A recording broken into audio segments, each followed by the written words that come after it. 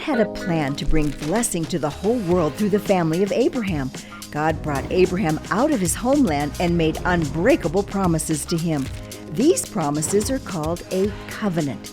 Even though Abraham and his wife were too old to have children, God made a way. Even though other people lived in the new land they arrived at, God promised the land to their future family.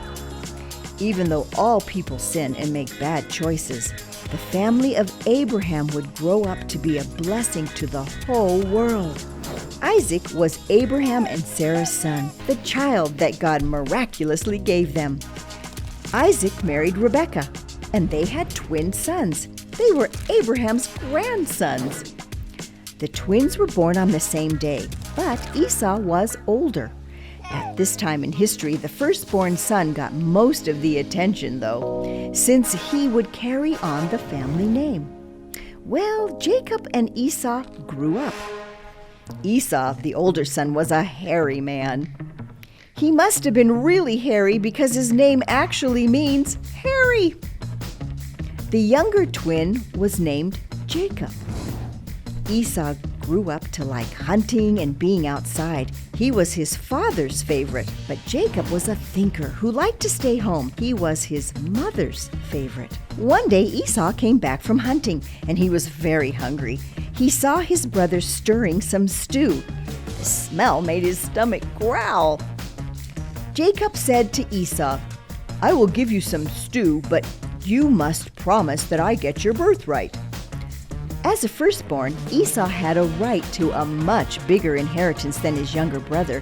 Esau was supposed to get a lot more of the family's riches later in life. The younger brother would still get some, but the older brother was supposed to get the most. But Esau was so hungry, he gave up his birthright for a bowl of stew. That must be the most expensive meal in history. Sometime later, Isaac was old and realized he was going to die soon. He asked his favorite son, Esau, to go on a hunt and make him a special meal. While Esau was gone, Jacob's mother, Rebekah, helped Jacob trick his father, Isaac. Isaac was so old he could barely see any longer, so Jacob put on a hairy goatskin and Esau's clothes so he would feel and smell like Esau. He brought Isaac a meal and pretended to be Esau. Isaac felt the hair from the goatskin and was tricked into thinking he was Esau. Isaac put his hand on Jacob's head and blessed him. Right after Jacob left, Esau came back from his hunt. He brought the meat to his father and said, "Here I am. Bless me, father." Isaac realized he had been fooled, but he couldn't take back his words of blessing to Jacob. Now Jacob had Esau's inheritance of the family's riches, and he had the family blessing from God. Ooh, Esau was very angry, and Jacob needed to run away from his brother so he wouldn't be killed. What a mess!